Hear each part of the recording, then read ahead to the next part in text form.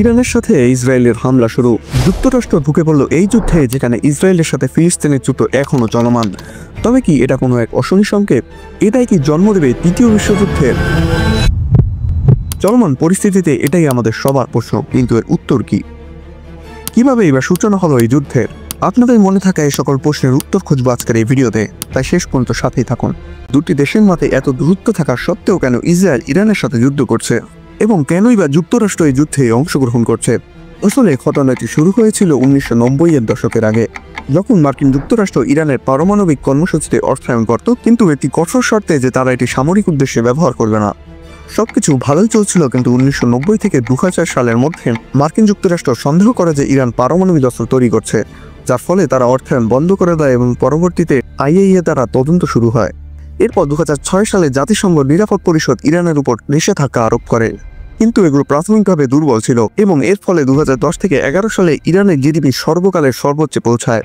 এরপর 2009-10 সালের মধ্যে মার্কিন যুক্তরাষ্ট্র এবং ইউরো ইরানের ব্যাংক এবং তেল খাতের উপর লক্ষ্য করে আরও কঠিন নিষেধাজ্ঞা আরোপ করে। যেহেতু ইরানের জাতীয় আয়ের অনেক বড় একটা অংশ আসে তাদের তেলের ব্যবসা থেকে, যার ফলে ইরান অর্থনৈতিকভাবে মারাত্মকভাবে ভেঙে পড়ে। এরপর 2015 সালে ইরান P5+1 দেশগুলোর সাথে JCPOA স্বাক্ষর করে, নিষেধাজ্ঞার বিনিময়ে পারমাণবিক অস্ত্র বন্ধ করতে সম্মত হয়। তারপর আবারও তাদের অর্থনীতি মাথা দাঁড়াতে শুরু করে, কিন্তু তাদের এই সাফল্য বেশি দিন স্থায়ী হয়নি।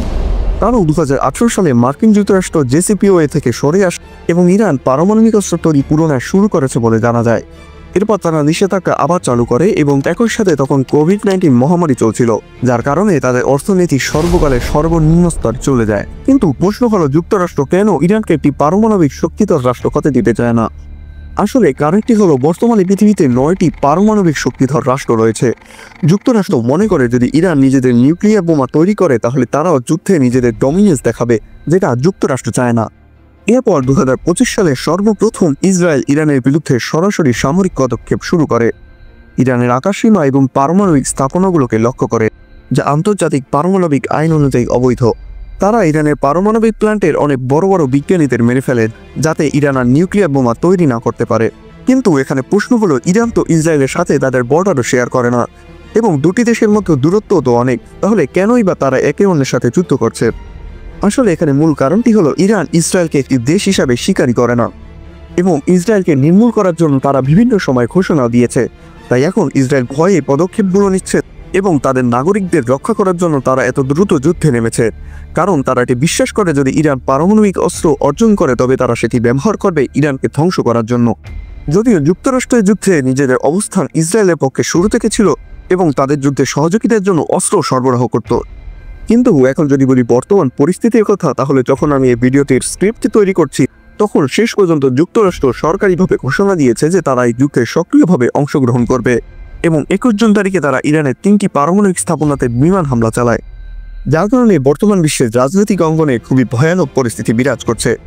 কিন্তু যুদ্ধ কখনোই কোনো একটি জিনিসের সুষ্ঠু সমাধান নয়, কারণ COVID-19-এর 5 বছর পেরিয়ে যাওয়ার পরও এখনও বিশ্ব অর্থনীতিতে মাথা ঘুরিয়ে দাঁড়াতে পারেনি। এই অবস্থায় যদি তৃতীয় বিশ্বযুদ্ধ শুরু হয় তাহলে যে ক্ষতিটা হবে তা পুষিয়ে নেওয়া হয়তো অনেক কঠিন হয়ে দাঁড়াবে। এমনকি এ যুদ্ধে যে পরিমাণ মানুষের মৃত্যু হবে তার শোধ হয়তো আমরা কখনোই দিতে পারবো না। এই যুদ্ধ পরিস্থিতি দ্রুতই স্বাভাবিক হবে এই আশা করে আজকের ভিডিওটি আমরা শেষ করছি। ভিডিওতেই আমাদের নতুন ভিডিও আসবে এবং এমনই বিভিন্ন বিষয়ে আমরা গভীর বিশ্লেষণ করে থাকি, তাই এখনই আমাদের চ্যানেলটি সাবস্ক্রাইব করে রাখুন এমনই ভিডিও পেতে।